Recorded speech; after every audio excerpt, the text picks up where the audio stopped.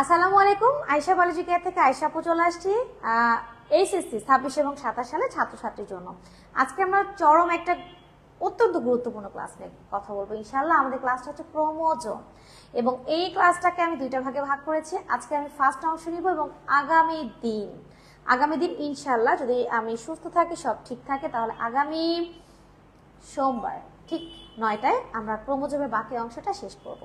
আমরা কিন্তু প্রথম চ্যাপ্টারে ধীরে ধীরে একটু জটিল এবং কঠিন এবং ইম্পর্টেন্ট গুরুত্বপূর্ণ টপিকে দেখে যাচ্ছি।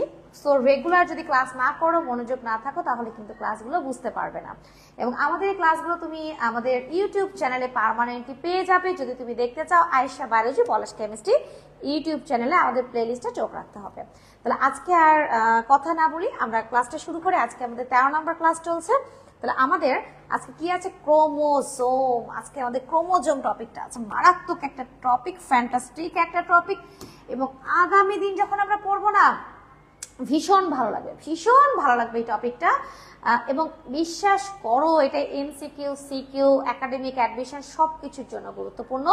কারা কারা ক্লাসটা দেখছো একটু সালাম দিয়ে, হাই হ্যালো দিয়ে মানে ক্লাসটা শুরু করো আর কি। দেখো আমরা তাহলে ক্রোমোজোম, এই যে আমরা একটা সুন্দর পিকচার দেখতে পাচ্ছি, আসলে এখানে ক্রোমোজোমটাকেই কিন্তু দেখানো হয়েছে। একটা সুন্দর তুমি কোষ দেখতে পাচ্ছ এবং কোষের মধ্যে এটা একটা নিউক্লিয়াস, কোষের মধ্যে এটা হচ্ছে একটা নিউক্লিয়াস এবং এই নিউক্লিয়াসের মধ্যে আমাদের কি দেখা যাচ্ছে? ক্রোমোজোম দেখা যাচ্ছে। অ্যাকচুয়ালি নিউক্লিয়াসের মধ্যে আমরা পড়েছি তো যে নিউক্লিয়াসের মধ্যে নিউক্লিওলাস থাকবে এবং ক্রোমাটিন তন্তু থাকবে। এই ক্রোমাটিন তন্তুটাই কিন্তু পেঁচিয়ে পেঁচিয়ে পেঁচিয়ে পেঁচিয়ে এরকম ক্রোমোজোম তৈরি করবে। এবং এই ক্রোমোজোমের মধ্যেই তো কি আছে? ডিএনএ আছে, তাই না? এবং এই যে ডিএনএ কোনো কোনো জায়গাতে কি অবস্থান করে? জিন অবস্থান করে এবং এই জিনের মাধ্যমেই আমাদের পিতামাতার বৈশিষ্ট্য সন্তানে চলে আসে। তাহলে ক্রোমোজোমটা কোথায় অবস্থান করে? নিউক্লিয়াসের ভেতরে। ক্রোমোজোমটা কোথায় অবস্থান করে? নিউক্লিয়াসের ভেতরে। তাহলে আমরা একটা চমৎকার সংজ্ঞা কি দিতে পারি? ক্রোমোজোমের একটা চমৎকার সংজ্ঞা দিব, সেটা হচ্ছে কোষের নিউক্লিয়াসের মধ্যে অবস্থিত। দেখো এটা একটা কোষ, এটা একটা সেল, এটা একটা সেল এবং এই যে একটা কোষ, কোষের এই যে নিউক্লিয়াস, নিউক্লিয়াসের মধ্যে কি অবস্থিত? ক্রোমোজোম অবস্থিত, অনুলিপন ক্ষমতা সম্পন্ন। এই যে আমরা এর ভিতরে যে ডিএনএ কথা বললাম না, এই যে ডিএনএ, এই ডিএনএটা কি করতে পারে? ডিএনএটা কপি তৈরি করতে পারে। এই যে একটা থেকে কয়টা ডিএনএ? 2টা ডিএনএ। এইটাকে আমরা কি বলি? রেপ্লিকেশন বলি। এবং এটা হচ্ছে রং ধারণকারী। দেখো ক্রোমোজোম, এই যে ক্রোমোজোম, জানো এই যে ক্রোমা আছে না, এই যে ক্রোমা মানে কিন্তু রং, ঠিক আছে? আর সোম আসছে সোমা থেকে, সোমা মানে দেহ। তাহলে ক্রোমোজোম মানে হচ্ছে রং ধারণকারী দেহ, যে রং হয়, যে রঙের হয়, রঞ্জিত হয়, ঠিক আছে? এবং নিউক্লিয় প্রোটিন দ্বারা গঠিত। নিউক্লিয় প্রোটিন মানে হচ্ছে যেখানে তোমার কি থাকবে বলো তো? যেখানে নিউক্লিক অ্যাসিড থাকবে। এই যে নিউক্লিক অ্যাসিড, এবং এই নিউক্লিক অ্যাসিড মানে হচ্ছে যেখানে কি থাকবে? ডিএনএ আরএনএ থাকবে। হ্যাঁ, নিউক্লিক অ্যাসিড মানে ডিএনএ আরএনএ এবং তার সাথে কি থাকবে? প্রোটিন। এখানে কিন্তু হিস্টোন, নন হিস্টোন প্রোটিন থাকে, বিশেষ করে হিস্টোন প্রোটিন, যা ক্রোমোজোমের গঠনের মূল উপাদান। আমরা সামনের দিন হিস্টোন প্রোটিন নিয়ে কথা বলবো ইনশাআল্লাহ। তাহলে নিউক্লিক অ্যাসিড এবং প্রোটিনকে একসাথে কি বলা হয়? নিউক্লিয় প্রোটিন। তাহলে নিউক্লিক অ্যাসিড এবং প্রোটিনকে একসাথে আমরা কি বলছি? নিউক্লিয় প্রোটিন। তাহলে যখন কোনো প্রোটিনের সাথে নিউক্লিক অ্যাসিড যুক্ত থাকে তখন আমরা কি বলবো? নিউক্লিয় প্রোটিন। তাহলে বলো দেখি, রং ধারণকারী এবং নিউক্লিয় প্রোটিন দ্বারা গঠিত।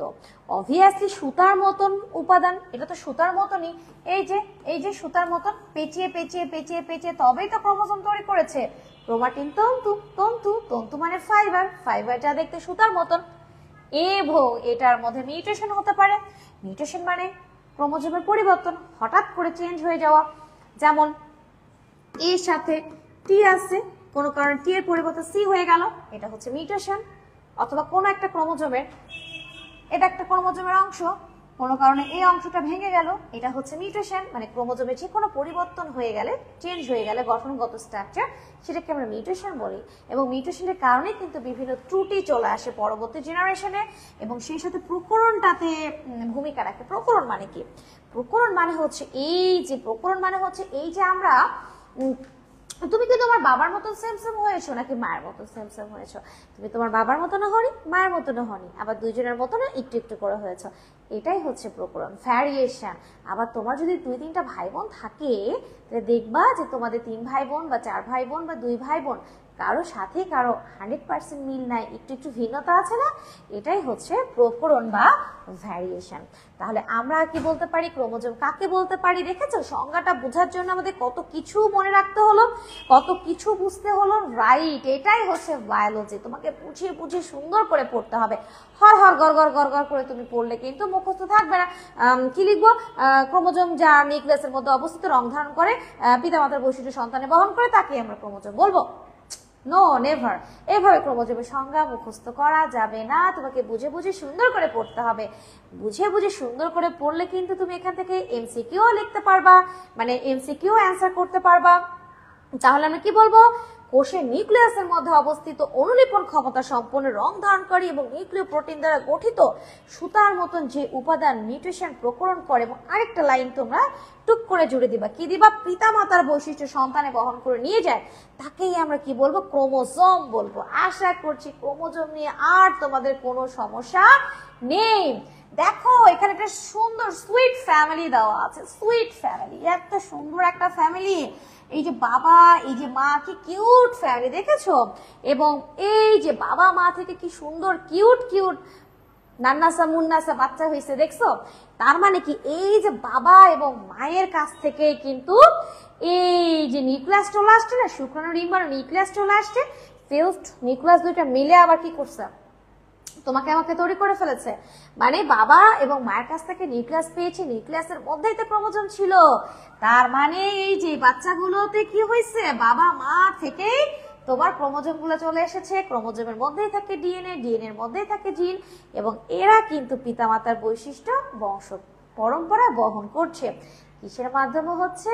অবভিয়াসলি ক্রোমোজোমের মধ্যে, অবভিয়াসলি ক্রোমোজোমের মাধ্যমে হচ্ছে। তাহলে এই ক্রোমোজোমের জন্যই কিন্তু তুমি তোমার বাবা মা থেকে হয়েছো, বাবা মার মতন হয়েছো, বাবা মা থেকে কিছুটা ভিন্ন হয়েছো। আশা করছি তোমরা সবাই বিষয়টা বুঝতে পেরেছো। তাহলে এই ক্রোমোজোম নিয়ে আশা করছি সংজ্ঞা নিয়ে আর কোনো কথা হবে না। এখন এই ক্রোমোজোমটা কোথায় অবস্থান করে, এইটা একটা চরম মারাত্মক একটা ইম্পর্টেন্ট এমসিকিউ, খুবই গুরুত্বপূর্ণ এমসিকিউ। এমসিকিউটা তাহলে আমরা একটু বলি, নিঃসন্দেহে দেখে বুঝতে পারছো এটা একটা আদি কোষ, এটা একটা আদি কোষ। তাহলে এই যে আদি কোষের আমরা ক্রোমাটিন তন্তু দেখতে পাচ্ছি, দেখো এখানে কিন্তু কোনো নিউক্লিয়ার মেমব্রেন দেখতে পাচ্ছি না, তার মানে এটা একটা আদি কোষ। এবং এই আদি কোষের ক্ষেত্রে ক্রোমোজোমের ক্রোমাটিন যে তন্তু, এই ক্রোমাটিন তন্তুটা সাইটোপ্লাজমে ছড়িয়ে থাকে। তাহলে আদি কোষের ক্ষেত্রে এটা কোথায় থাকবে? এটা সাইটোপ্লাজমে থাকবে। কোথায় থাকবে? সাইটোপ্লাজমে ছড়িয়ে থাকবে, সাইটোপ্লাজমে ছড়িয়ে থাকবে, কারণ এটার বর্ডার নাই তো, এটা নিউক্লিয়ার মেমব্রেন নাই তো, এই জন্য সাইটোপ্লাজমের মধ্যে ছড়িয়ে আছে। কোন ক্ষেত্রে? আদি কোষের ক্ষেত্রে, আদি কোষের ক্ষেত্রে, বিভিন্ন ব্যাকটেরিয়া ট্যাকটেরিয়ার ক্ষেত্রে। এখন যদি প্রকৃত কোষের কথা কল্পনা করে, তাহলে প্রকৃত কোষের ক্ষেত্রে ক্রোমোজোমটা কোথায় থাকে? অবভিয়াসলি প্রকৃত কোষ মানেই একটা সুন্দর সুগঠিত নিউক্লিয়াস, আর নিউক্লিয়াসের ভেতরে এই যে ক্রোমাটিন তন্তু, যেটা ক্রোমোজোম গঠন করবে। তাহলে আমরা কি বলবো? কোষটা যদি হয় প্রকৃত কোষ, তাহলে প্রকৃত কোষের ক্ষেত্রে নিউক্লিয়াস এর ভেতরে অবস্থান করে। বলো দেখি কোথায় অবস্থান করে? নিউক্লিয়াসের ভেতরে অবস্থান করে। তাহলে আমরা এতটুকু যা পড়েছি, আমাকে একটু তোমরা বলবে যে তোমরা আমার কথাটা এতটুকু বুঝতে পেরেছো কিনা, আমাকে একটু বলো দেখি তোমরা বুঝতে পেরেছো কিনা, আমাকে একটু বলো প্লিজ যে তোমরা বুঝতে পেরেছো কিনা। আমার প্রিয় স্টুডেন্ট যারা আমার ক্লাসটা দেখছো এই মুহূর্তে, আমাকে একটু বলো যে তোমরা কি এই বিষয়টা বুঝতে পেরেছো? ক্রোমোজোমের সংজ্ঞাটাও যে এত সুন্দর করে পড়া যায়, এটা কি বুঝতে পেরেছো? খুব সুন্দর করে আজকে সংজ্ঞাটা পড়িয়ে দিলাম না? ইনশাআল্লাহ সামনের দিন কিন্তু আমরা ক্রোমোজোমের গঠন নিয়ে পড়াশোনা করব, ক্রোমোজোমের প্রকারভেদ নিয়ে পড়াশোনা করব এবং ভীষণ সুন্দর করে ক্লাসটা নিব ইনশাআল্লাহ, সহজ করে, কারণ এটা অনেকের কাছে বেশ জটিল মনে হয়। ওকে, তাহলে আমাকে একটু কমেন্ট করে প্লিজ জানাও যে তোমরা বুঝতে পেরেছো কিনা। তাহলে বলো দেখি, আমরা এমসিকিউ হিসেবে কি পড়বো? আদি কোষে এটা সাইটোপ্লাজমে ছড়ানো থাকে ক্রোমোজোম, আর প্রকৃত কোষের ক্ষেত্রে নিউক্লিয়াসের ভেতরে থাকে, নিউক্লিয়াসের ভেতরে থাকে।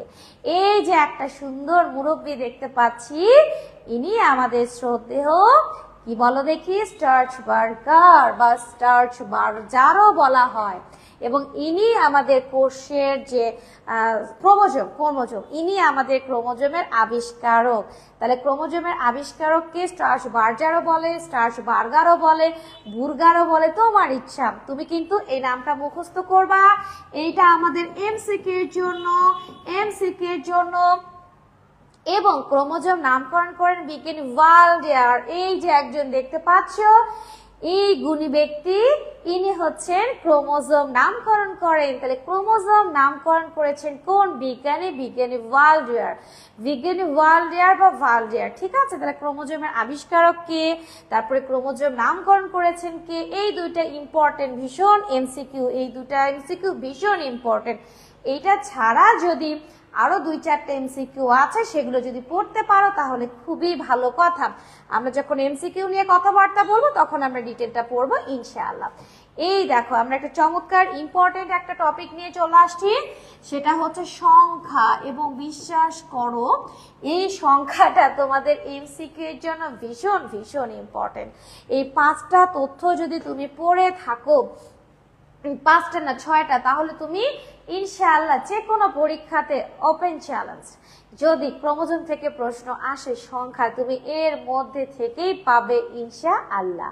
তাহলে বলো দেখি, প্রজাতি ভেদে ক্রোমোজোমের সংখ্যা কতটি হতে পারে? যাদের যাদের পড়া আছে তারা আমাকে বলো, প্রজাতি ভেদে ক্রোমোজোমের সংখ্যা কত হতে পারে? প্রজাতি ভেদে ক্রোমোজোমের সংখ্যা সর্বনিম্ন 2 হতে পারে এবং সর্বোচ্চ 1600 হতে পারে। এইটা একটা এমসিকিউ। তাহলে প্রজাতি ভেদে ক্রোমোজোমের সংখ্যা প্রতি কোষে কতটা হতে পারে? সর্বনিম্ন 2 এবং সর্বোচ্চ 1600। তবে হ্যাঁ, বর্তমানে আরো বেশি ক্রোমোজোম পাওয়া গেছে, ওইটা নিয়ে আমরা আপাতত এখন কথা বলবো না। সর্বোচ্চ তাহলে ক্রোমোজোম কোথায় পাওয়া যায়? উদ্ভিদের মধ্যে সর্বোচ্চ ক্রোমোজোম কোথায় পাওয়া যায়? উদ্ভিদের মধ্যে সর্বোচ্চ ক্রোমোজোম পাওয়া যায় 1200। এই 1200 ক্রোমোজোম কোথায় পাওয়া যায়? অফিলোগ্লোসামে পাওয়া যায়। এই অফিলোগ্লোসাম এটা একটা ফার্ন বর্গীয় উদ্ভিদ। ফার্ন, এই যে টেরিডোফাইটার অন্তর্ভুক্ত উদ্ভিদগুলোকে ফার্ন বলা হয়। এটা 6 নাম্বার চ্যাপ্টারে আছে কিন্তু ফার্ন নিয়ে অনেক কথাবার্তা। তো ফার্ন বর্গীয় উদ্ভিদের মধ্যে অফিলোগ্লোসাম, এই উদ্ভিদটাতে সবচেয়ে বেশি সংখ্যক ক্রোমোজোম পাওয়া যায়।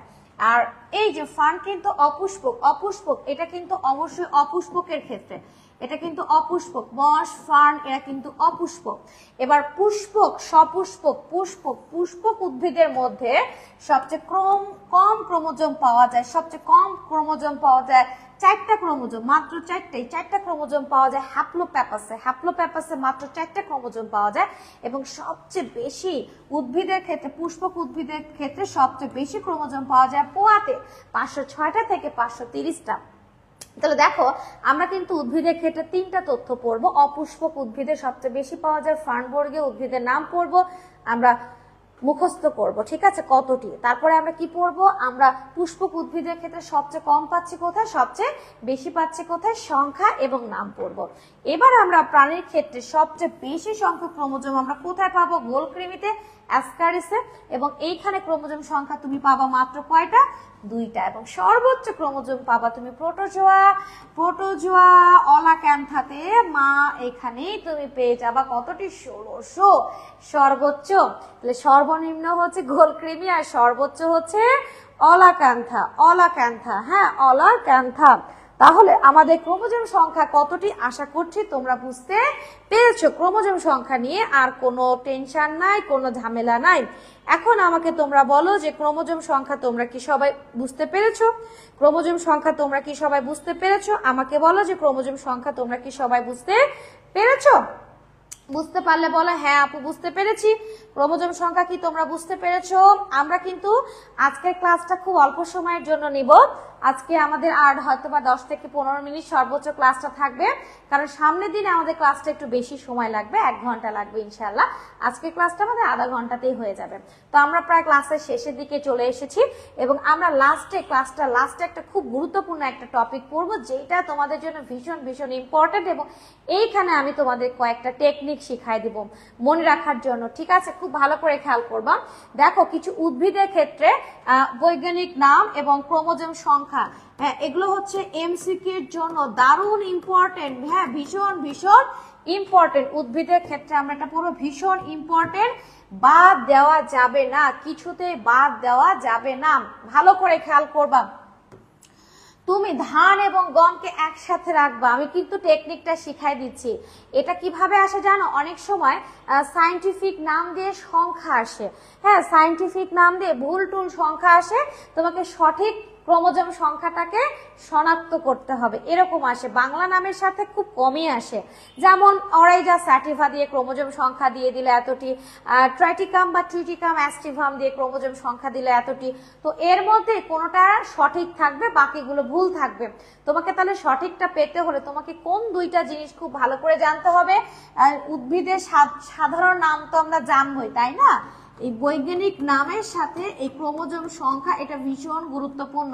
যেমন অরাইজা স্যাটিভা ধান, এই ধানের ক্রোমোজোম সংখ্যা কতটা বলো তো? 24। ভালো করে শুনবা, ধানের ক্রোমোজোম সংখ্যা হচ্ছে 24।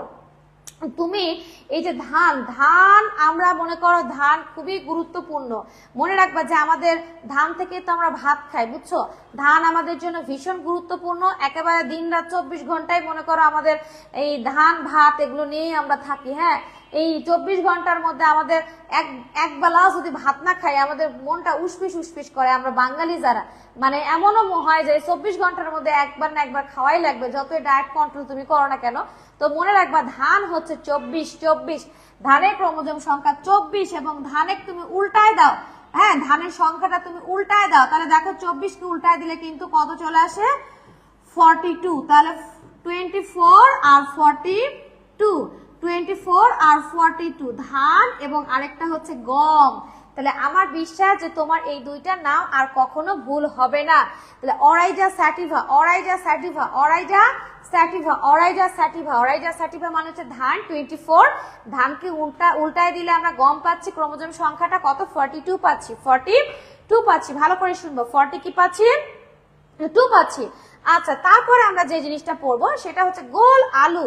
আমরা গোল আলুর ক্রোমোজোম সংখ্যাটা পড়বো, গোল আলুর ক্রোমোজোম সংখ্যাটা আমরা পড়বো সোলানাম টিউবারোসাম, সোলানাম টিউবারোসাম।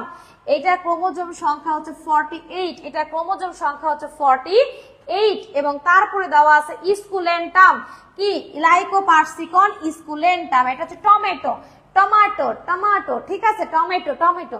তাহলে এখন সোলানাম টিউবারোসাম এটার ক্রোমোজোম হচ্ছে 48 আর তোমার লাইকোপার্সিকন এটার ক্রোমোজোম সংখ্যা হচ্ছে 24। ভালো করে শুনবা, এইটার সাথেও কিন্তু এটার মিল আছে। আলু কিন্তু অনেক বড় হয়, বুঝছো? মনে করো আলু কিন্তু অনেক বড় হয়, যদিও এটা গোল আলুর কথা উল্লেখ করছে, তারপরে তুমি মনে রাখবা যে কিছু কিছু আলু কিন্তু অনেক বড় হয়। তো তুমি কল্পনা করবা যে আসলে আলু তো অনেক বড় হয়, এটা ক্রোমোজোম সংখ্যা আমরা 48 মনে রাখবো।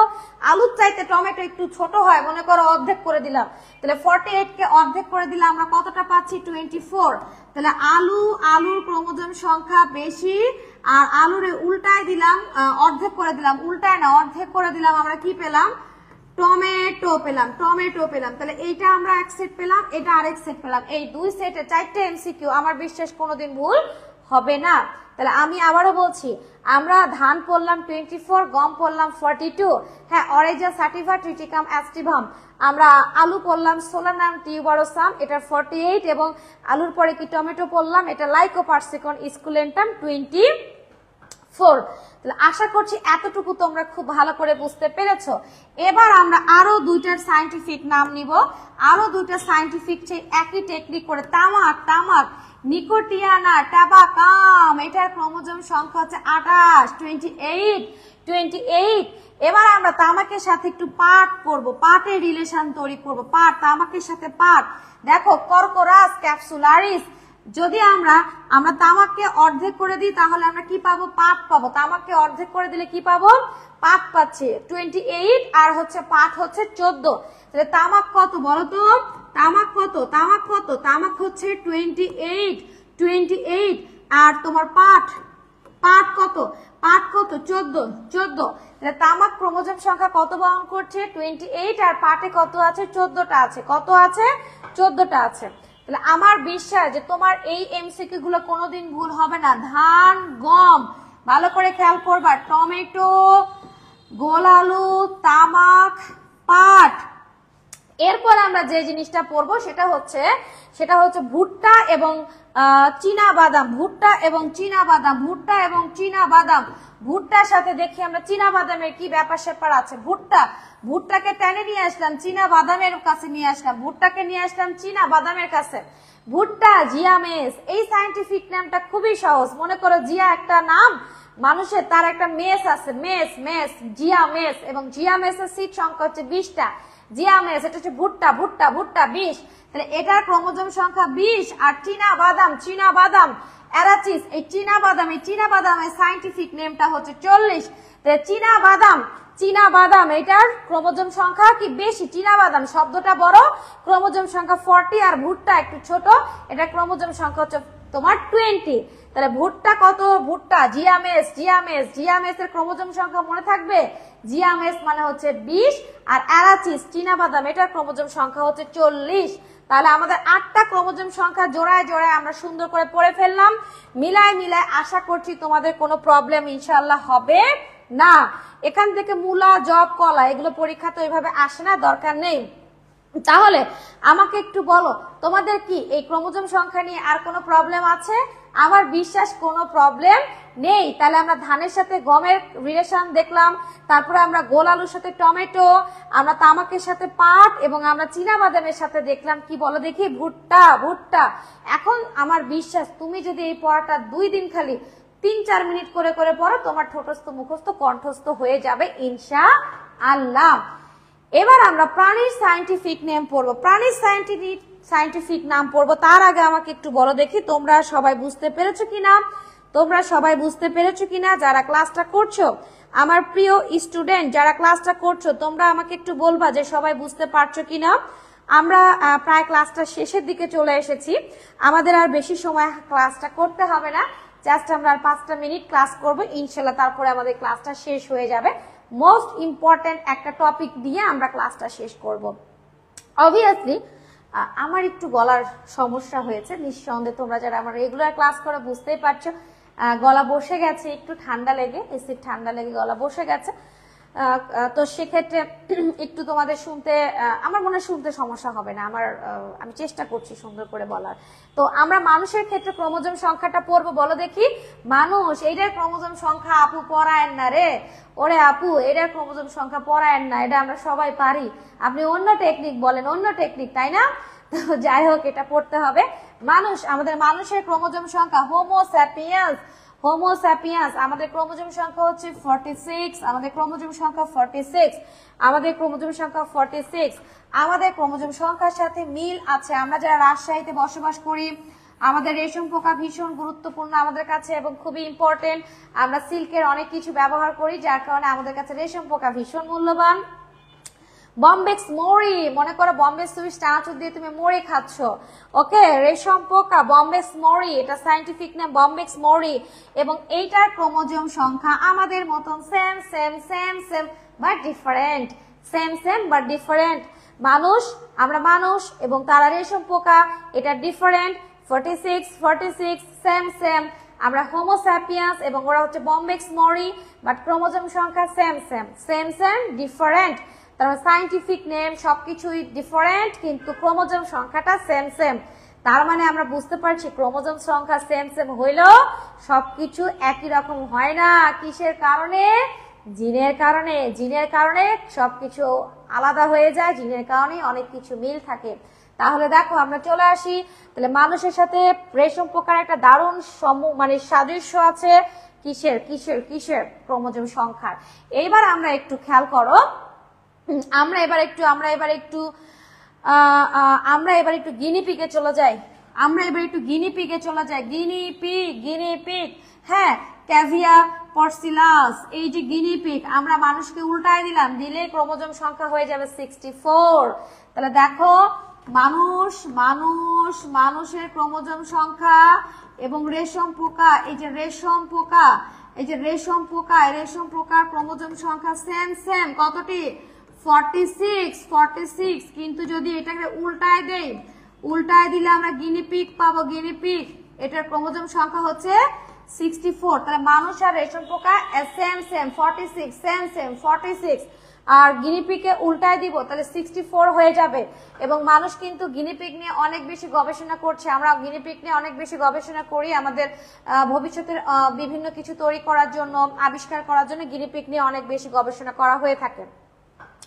তাহলে মানুষ, গিনিপিগ, রেশম পোকা, আশা করছি তোমাদের এই তিনটা নিয়ে আর কোনো সমস্যা নেই এবং এই তিনটা কিন্তু ভীষণ গুরুত্বপূর্ণ। তারপরে বলো তোমাদেরকে কি দেওয়া যায়, তারপরে আমাকে একটু বলো। গৃহমাছি, ওরে বাবারে, ভন 12 মাসি ভন করে, এটা পড়বা।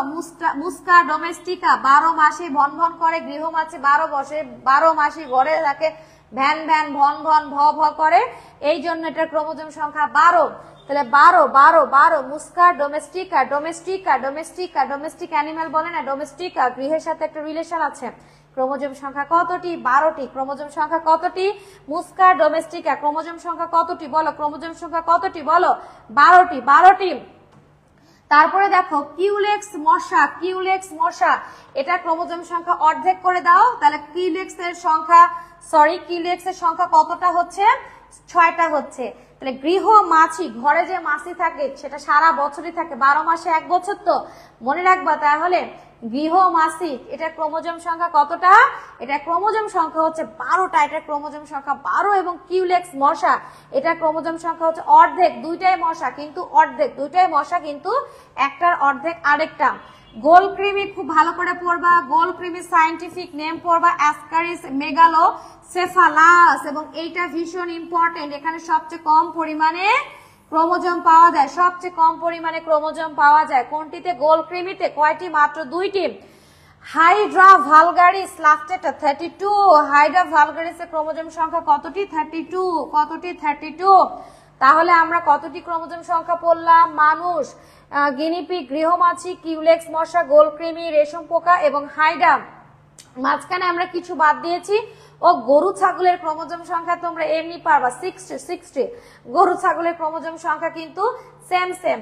মানুষের থেকে আমরা যদি গরিলার কথা কল্পনা করি, তাহলে গরিলার ক্রোমোজোম সংখ্যা কিন্তু মানুষের চাইতে 2টা বেশি, আর খরগোশের কথা কল্পনা করলে মানুষের চাইতে 2টা কম। তাহলে ভালো করে শুনবা, আমরা ক্রোমোজোম সংখ্যাগুলো একটু আরেকবার বলি। তাহলে মানুষের ক্রোমোজোম সংখ্যা কতটি? 46টা। মানুষের সাথে মিল আছে কার? রেশম পোকা, 2টা হয়ে গেল, 46। আচ্ছা, খরগোশ একটু ছোট, মানুষের চাইতে খরগোশের ক্রোমোজোম সংখ্যা 2টা কমে গেল, কয়টা হলো? মানুষের 46, ক্রোমোজোম সংখ্যা 2টা কমে গেল, কত হলো? 44টা। হ্যাঁ, আর গরিলা এটা বাড়ায় দিব, 2টা বাড়ায় দিব, কতটা? 48। দেখো সুন্দর করে দেওয়া আছে। আর মানুষ গবেষণা করে গিনিপিগ নিয়ে, মানুষকে উল্টায় দিলাম, তাহলে 46 কে উল্টায় দিলে 64 চলে আসবে, 64। গৃহমাছি, 12 মাসি থাকে, 12। কিউলেক্স মশা, এটাকে অর্ধেক করে দিব, তাহলে 6 হয়ে যাবে। তারপরে আমরা কি বলবো? এই যে আমরা লাস্টে বলবো কি বলতো? হাইড্রার ক্রোমোজোম সংখ্যা 32 এবং আরেকটা হচ্ছে গোলকৃমির সর্বনিম্ন ক্রোমোজোম সংখ্যা, সেটা হচ্ছে মাত্র 2টা। কয়টা? মাত্র 2টা। তাহলে এখন আমাকে বলো তো সবাই, কি তোমরা বুঝতে পেরেছো?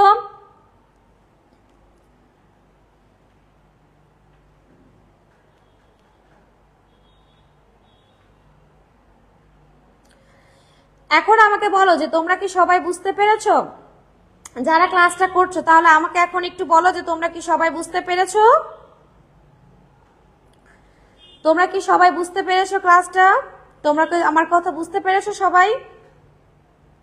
আমাদের কিন্তু ক্লাসটা শেষ হয়ে গেছে, আমাদের কিন্তু ক্লাসটা অলরেডি শেষ হয়ে গেছে। ক্লাসটা সবাই বুঝতে পেরেছো কিনা আমাকে একটু জানাবে প্লিজ। তাহলে আমাদের লাইভ ক্লাসটা আজকে এখানে শেষ হয়ে গেল। আমরা গুরুত্বপূর্ণ টপিক ক্রোমোজোম নিয়ে পড়াশোনা করছি। আজকে আমাদের ক্রোমোজোমের অর্ধেক হয়নি, মানে আমরা আজকে ক্রোমোজোমের কিছু অংশ পড়েছি। আমরা সামনের দিন বাকি অংশটুকু শেষ করব ইনশাআল্লাহ। ভীষণ গুরুত্বপূর্ণ ক্লাস, বাট আগামী দিনটা করতে হলে আজকের ক্লাসটা অবশ্যই করতে হবে। পেজে দেওয়া থাকবে, কাইন্ডলি ক্লাসটা করে নিবে। যদি পার্মানেন্টলি করতে চাও তাহলে রেকর্ডেড ক্লাস পেয়ে যাবে আয়েশা বায়োলজি পলাশ কেমিস্ট্রি ইউটিউব চ্যানেলে। তুমি যদি এইচএসসি 26 প্লে লিস্টে ঢুকবা, তুমি যদি এইচএসসি 27 প্লে লিস্টে ঢুকবা। তোমার জন্য চমৎকার ভাবে এই ক্লাসগুলো আমরা রেকর্ড করে রেখে দিয়েছি তোমার সুবিধার জন্য, যেন তুমি পড়ো এবং খুব ভালো রেজাল্ট করো। তাহলে ক্লাসগুলো অবশ্যই নিয়মিত করবা, একটু লাইক করবা, একটু ভিডিওটা শেয়ার করবা ফ্রেন্ডদের সাথে, যেন ফ্রেন্ডরা ভিডিওটা দেখে উপকৃত হয়। এবং চ্যানেলে যখন দেখবে, যদি তুমি নিউ হয়ে থাকো, অবশ্যই একটু সাবস্ক্রাইব করে আমাদের পাশে থাকবে। সেই পর্যন্ত সামনের দিন দেখা হবে। দোয়া রেখো, তোমাদের জন্য দোয়া থাকলো। ভালো থেকো, আল্লাহ হাফেজ।